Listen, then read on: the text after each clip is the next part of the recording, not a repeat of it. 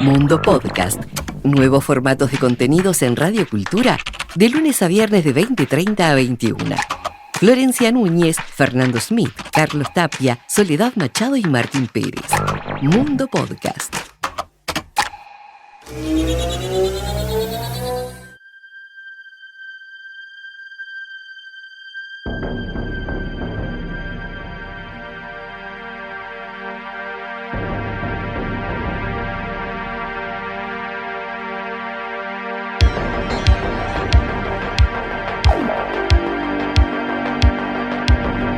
Hoy me senté a conversar con Madeleine Renom sobre cambio climático.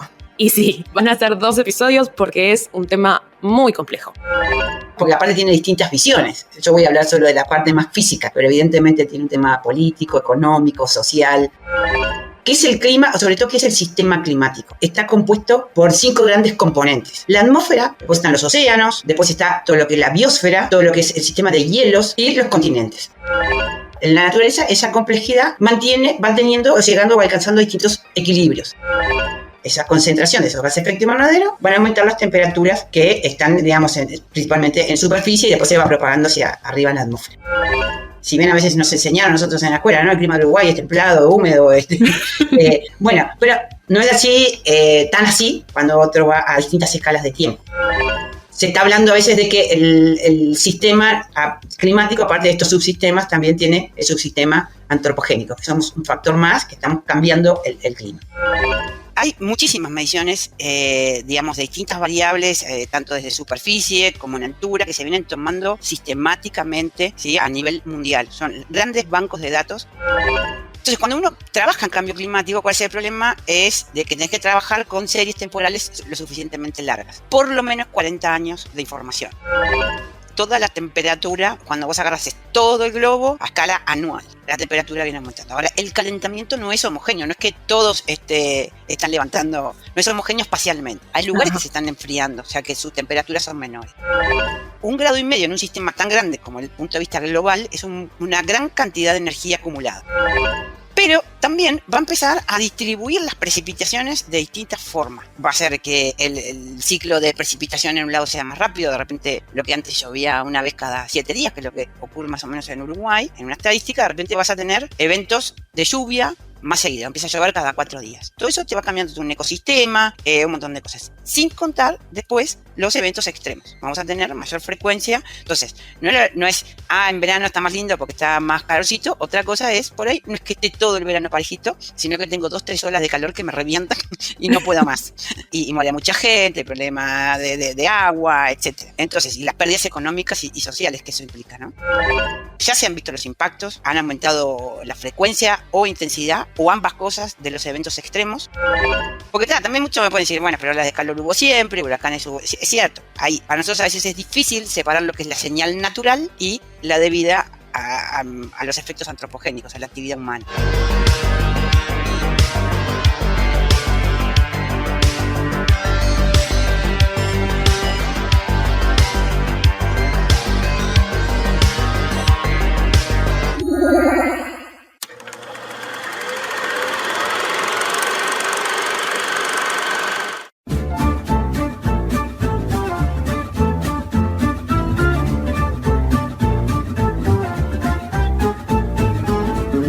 Hola, soy Soledad Machado y les doy la bienvenida a un nuevo episodio de Todo un Tema, el podcast de Radio Cultura en el que hablamos de ciencia y de cosas que parecen simples, pero en realidad son todo un tema. Para los 2 últimos episodios de este año 2021, les traigo el tema para terminar todos los todo un tema. Y yo sé que siempre digo esto, pero realmente lo que vamos a hablar hoy es todo un tema. Hoy me senté a conversar con Madeleine Renom sobre cambio climático. Y sí, van a ser 2 episodios porque es un tema muy complejo. Madeleine es doctora en Ciencias de la Atmósfera y los Océanos por la Universidad de Buenos Aires. También es profesora grado 4 del Departamento de Ciencias de la Atmósfera del Instituto de Física de la Facultad de Ciencias. Es expresidente del Instituto Uruguayo de Meteorología, actual presidente de la OWS, la Organización por las Mujeres en la Ciencia por Uruguay. Es investigadora del PDCIVA Geociencias y del PDCIVA Física. Y encima de todo eso, pertenece al panel asesor científico de la Organización Meteorológica Mundial. Así que es la persona idónea y quiero agradecerle una vez más por regalarnos su tiempo y su conocimiento para hablar de cambio climático. ¿Qué es? ¿Con qué se come? Y como es realmente todo un tema, vamos a empezar con la entrevista.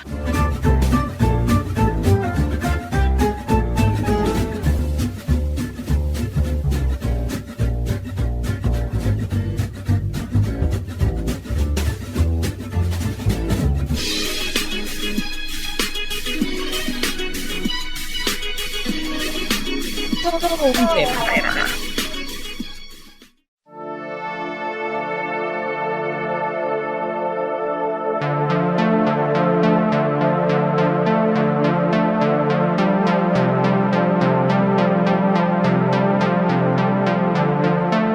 Y bueno, Madeleine, muchísimas gracias por estar hoy con nosotros para contarnos sobre este tema que vamos a hacer 2 episodios nomás, pero podríamos hacer todo un podcast porque realmente es todo un tema. ¿Cómo estás?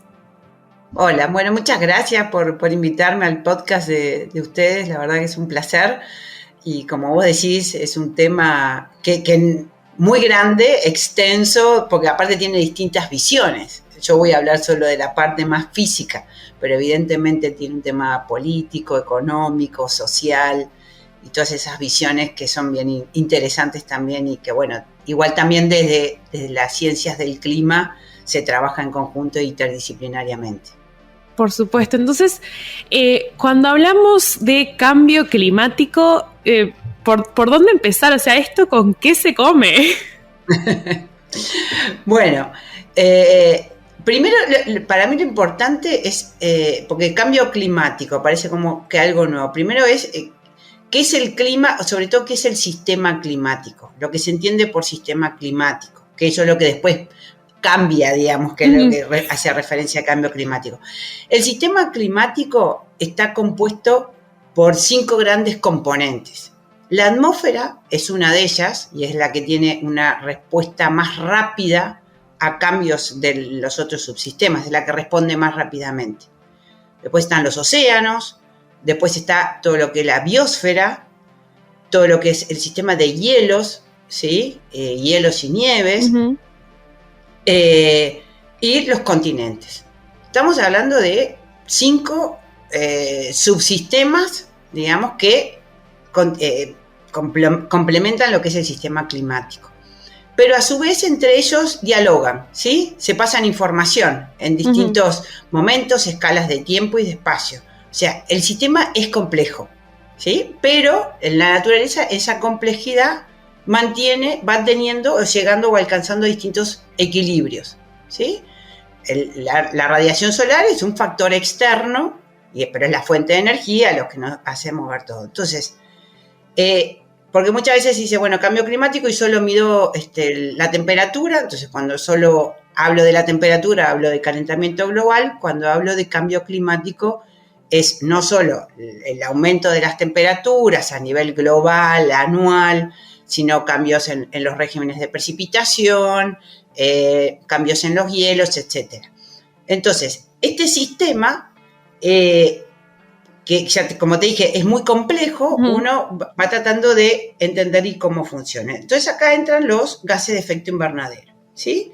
¿Qué son? Los gases de efecto invernadero son, hay una concentración que es natural y es necesaria, si no, nosotros no pudiésemos tener el agua en superficie, en superficie tener el agua en sus 3 estados, líquido, gaseoso y sólido. Y todos sabemos que la parte líquida es donde comenzó la vida en el planeta, ¿sí? Entonces, y de hecho, bueno, muchos estudios, investigaciones en astronomía en otros planetas tratan de encontrar si hubo agua para ver cómo la previa a que existiese vida de algún tipo. Claro. Entonces, esto es fundamental. Si bien la concentración de estos gases de efecto invernadero en la atmósfera y fluctúan, pero son bajas con respecto a lo que puede ser el oxígeno o el hidrógeno, que entre ambos tenemos el 99%. Pero el efecto que tienen es importantísimo porque lo que hacen es retener la radiación de infrarrojo que emite la Tierra, ¿sí? Y después la emiten hacia el espacio y también hacia abajo. Como le llama, a mí me gusta mucho como le llaman los brasileros, ¿no? Que es como el efecto frazada, porque la frazada por sí misma, si vos estás sola, no tiene energía. Ahora, si tú te la pones, lo que hace es retener el calor que vos emitís.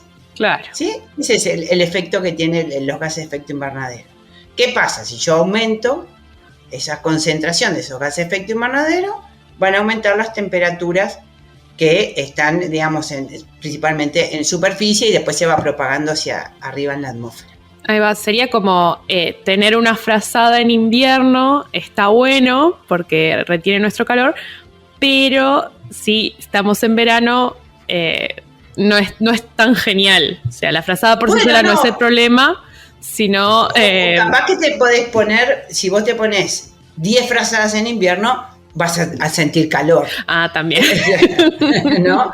Entonces, es esa digamos, el concepto de cuál es digamos, lo que hacen, la importancia de los gases de efecto invernadero y la importancia del aumento de esos gases de efecto invernadero. Ahora, las concentraciones no han sido siempre iguales, ¿sí? En la atmósfera, ni el sistema climático tampoco se comportó en eras geológicas. Acá vamos a veces a muchos no, en realidad son muy pocos científicos que dicen, bueno, pero el clima siempre cambió. Sí, el clima cambia. Y es lógico, no es algo estático. Si bien a veces nos enseñaron nosotros en la escuela, ¿no? El clima de Uruguay es templado, húmedo, bueno, pero no es así, tan así, cuando otro va a distintas escalas de tiempo, tanto, digamos, cortas como más extensas. Si vos lo mirás desde un punto de vista geológico, ¿sí? De miles de millones de años para atrás, lo más normal sería que la temperatura media del planeta estuviese en 22 grados. ¿Sí? Ahora estamos diciendo que lo normal serían 15 grados, todos sabemos que hubo glaciaciones, épocas más cálidas, épocas más frías, y no existía el hombre. Pero tampoco ni teníamos la misma radiación solar, hay ciclos que son muy largos de lo que es la radiación solar, ciclos de Milankovitch, que son de 40.000 años, de 100.000 años también, temas astronómicos. También la distribución de los continentes no era la misma, ¿sí? Claro. Estaba en la Pangea y después todo lo que era océanos, eso obviamente cambia circulaciones. Se cerró hace 5 millones de años que se cerró el Istmo de Panamá, se fueron separando los continentes, entonces ya el océano Atlántico con el Pacífico, la conexión era por el sur. Todo eso va generando, pero no son cambios rápidos, son miles y miles de años, ¿sí? Entonces, lo que se hace hacia atrás también es llegar hasta los 5 millones de años hacia atrás, no mucho más, en donde más o menos tenés la misma distribución de continentes, océanos, etc. Cuando uno mira en esa época, que más o menos es la foto actual, es muy parecida, nunca se detectó un calentamiento tan rápido como que se está detectando ahora. Sí hubo calentamientos, pero estamos hablando de cientos o miles de años. Claro. Esto, la tasa de aumento en la temperatura se está viendo en periodos más rápidos, como 60 años o como mucho 100 años, ¿sí? Desde la época de la Revolución Industrial. Ahí es que, bueno, o sea, la ciencia también trata de ver, bueno, cómo se comportaba el sistema, qué rapidez hubo, sacando esos efectos del ser humano.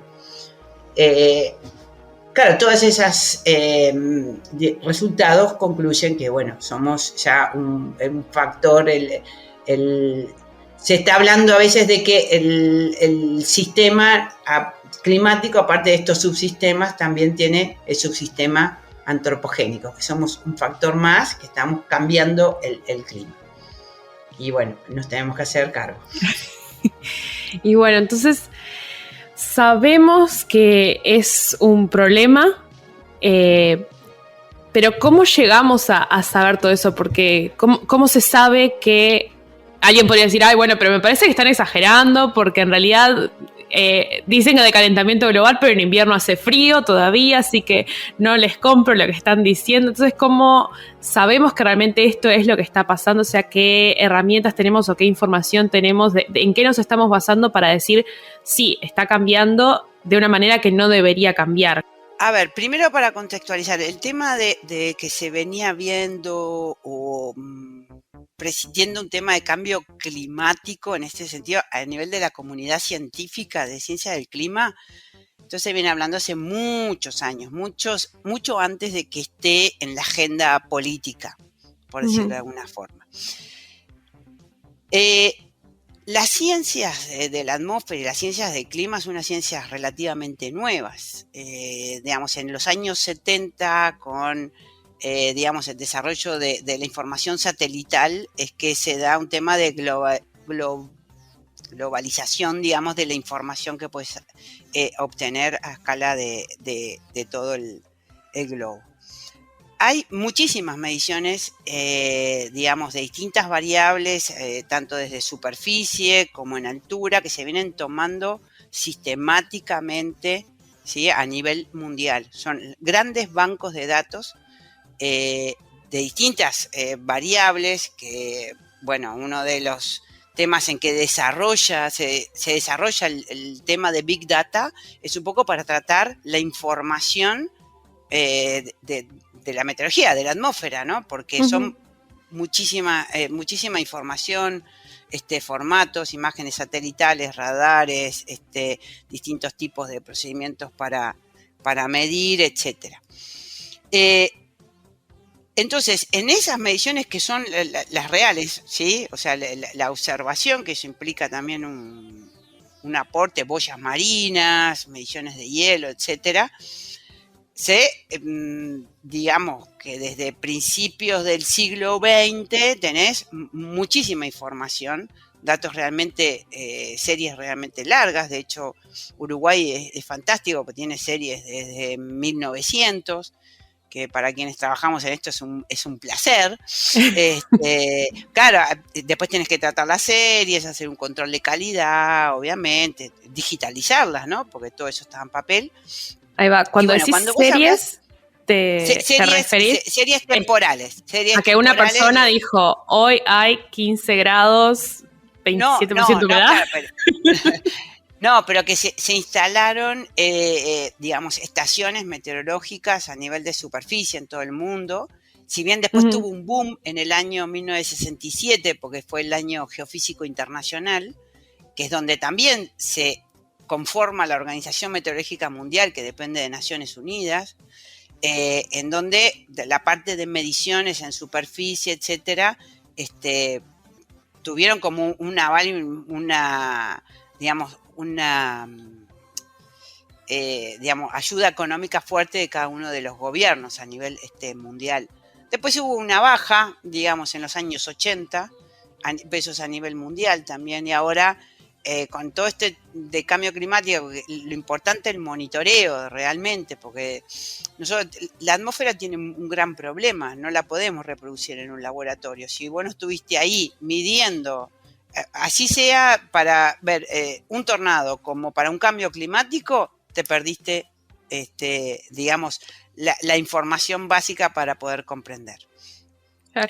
Entonces, cuando uno trabaja en cambio climático, ¿cuál es el problema? Es de que tenés que trabajar con series temporales lo suficientemente largas.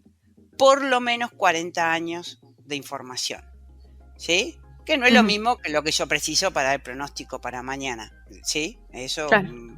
Pero, entonces, toda esa información se guarda en bancos de datos mundiales, etcétera, se trabaja, después se hacen grillados, pero es lo que se observó. Y ahí no hay con qué darle, porque más allá de incertidumbres en tendencias que uno hace la tendencia lineal, pero todas es ascenso y ascenso de muchos grados y a nivel mundial, porque a vos, bueno, te puede fallar un lugar, no sé, puede tener muchos datos erróneos, pero ya todo el mundo al mismo tiempo es difícil. Entonces, eso es, contra eso no se puede discutir, eso ya está. Y, digamos, en Europa, bueno, Estados Unidos, algunos desde 1800, 1700 habían datos, ¿sí? Los chinos son los primeros que empiezan a medir por distintas fines, se encuentran esos datos observados. Después hay datos que se llaman paleodatos, ¿sí? Uh-huh. Se extraen datos, información de cómo era la temperatura desde, digamos, en tubos de hielos en la Antártida o en el Ártico, donde quedan burbujas de aire, digamos, en esos hielos se los data y por carbono 14 se saca la datación y bueno, se estima la temperatura que tendría el planeta por corales en los océanos tropicales, por anillos de árboles, o sea, son estimaciones, pero hacia atrás el paleodata se está utilizando muchísimo para comprender qué era lo que venía pasando atrás también. Ahí va, entonces no solo es complicado el sistema en sí que están estudiando, sino también la cantidad de disciplinas científicas que se requieren para estudiarlo.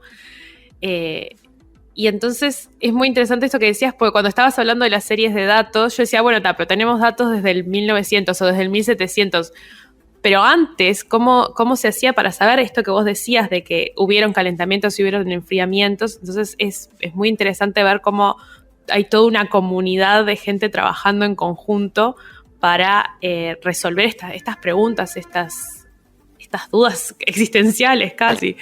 Sí, acá, bueno, también existe todo un grupo en la parte de limnología que ven los sedimentos en lagos y lagunas y ahí los datan y ahí, si bien puede, o sea, obviamente es a grandes rasgos, puede decir, esta época o todo este año fue seco y templado, o fue caluroso y frío, y eso te va dando. Y después, lo que se utiliza son modelos numéricos, ¿sí?, del sistema climático, los cuales se corren hacia atrás, ¿sí?, y luego se calibran un poquito con estos datos, ¿sí?, con los datos de paleo, digamos, paleodata, se calibran los modelos que definen todo lo que son los modelos estos numéricos, son computacionales, donde están todas las leyes físicas que se tienen que cumplir, que no hay vuelta, o sea, y bueno, con todas esas conexiones, entonces así como se pueden correr a futuro, también se corren a pasado y se calibran. Ahí va, entonces tenemos más o menos el panorama de qué es el cambio climático y cómo sabemos que está pasando. Y ¿qué hacemos con toda esta información ahora? Porque la primera impresión podría decir, bueno, sí, se está calentando un poco el planeta, pero mejor porque así voy a la playa en verano y paso mejor porque está más lindo el día, porque si hace calor es mejor. O voy a tener menos frío en invierno, como esas cosas del team verano y el team invierno. Pero me parece que no, que esto es más un problemita.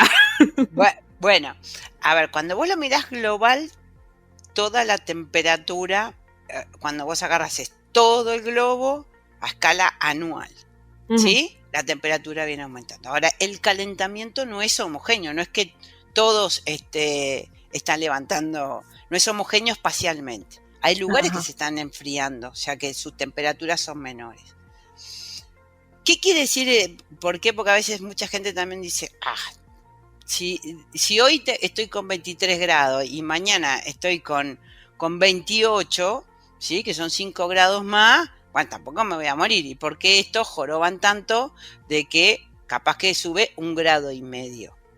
¿No? Porque uno diría, bien, 1,5 grados en un sistema tan grande como el punto de vista global es una gran cantidad de energía acumulada, ¿sí? Entonces, no es que vaya a cambiar de 1,5 grados de acá a mañana, que eso a vos en el día a día no te cambia, pero a escala global y durante mucho tiempo es mucha energía acumulada. Entonces, el sistema, como todo sistema físico, quiere tender a un equilibrio y va a tratar de equilibrar. Entonces, tiene diferencias, como decíamos, el calentamiento no es lo mismo en África que en Europa, etcétera, o en regiones más polares o en los océanos. Los océanos es un gran reservorio de calor como energía, pero también va a empezar a distribuir las precipitaciones de distintas formas, ¿sí? Uh-huh. O sea, va a ser que el ciclo de precipitación en un lado sea más rápido. De repente, lo que antes llovía una vez cada 7 días, que es lo que ocurre más o menos en Uruguay, en una estadística, de repente vas a tener eventos de lluvia más seguido. Empieza a llover cada 4 días. Todo eso te va cambiando un ecosistema, un montón de cosas. Sin contar después los eventos extremos. Vamos a tener mayor frecuencia. Entonces, no es, en verano está más lindo porque está más calorcito. Otra cosa es, por ahí no es que esté todo el verano parejito, sino que tengo 2-3 olas de calor que me revientan y no puedo más. ¿Sí? Y muere mucha gente, hay problemas de agua, etc. Entonces, y las pérdidas económicas y sociales que eso implica, ¿no? O si tengo mayor frecuencia, que ya se ha visto, de eventos de precipitaciones muy intensas. Eso genera inundación. Entonces, después cuando vos vas achicando la escala del fenómeno, los impactos, o tengo mayor frecuencia de huracanes intensos, eso ya no deja de estar bueno. Entonces, digamos, ya se han visto los impactos, han aumentado la frecuencia o intensidad o ambas cosas de los eventos extremos. El último informe del IPCC lo que hace es, mediante técnica estadística, es atribuir a lo que ha hecho el hombre el aumento o disminución de eventos extremos. Porque también muchos me pueden decir, bueno, pero olas de calor hubo siempre, huracanes hubo. Es cierto, para nosotros a veces es difícil separar lo que es la señal natural, o sea, la variabilidad climática que es natural, y la debida a los efectos antropogénicos, a la actividad humana. Porque bueno, todas entre ellas se pasan información una a otra. Bueno, el fenómeno del Niño siempre estuvo, pero capaz que ahora es más frecuente o más intenso debido al cambio climático, ¿no? La actividad humana. Entonces es como decir, siempre es un eterno desafío y estar trabajando, y cada vez por suerte tenemos más información. Esto se trabaja muy en grupos científicos mundiales. Hay unas redes muy importantes en ese sentido.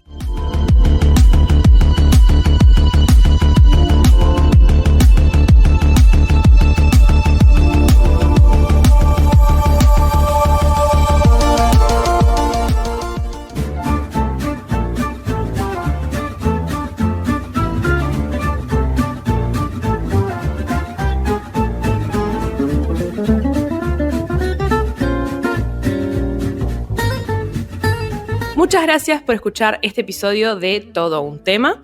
Nos encontramos la semana que viene para terminar esta conversación, para seguir hablando de cambio climático, qué podemos hacer, qué nos va a pasar, qué de todo esto, que realmente es todo un tema.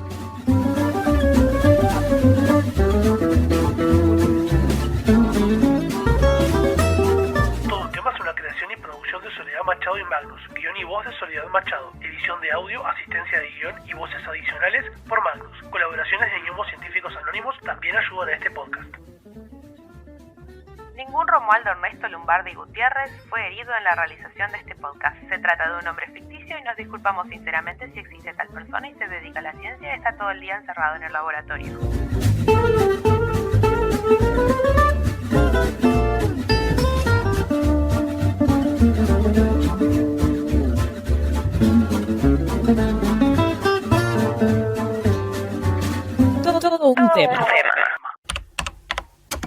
Mundo Podcast, de lunes a viernes en Radio Cultura, de 20:30 a 21.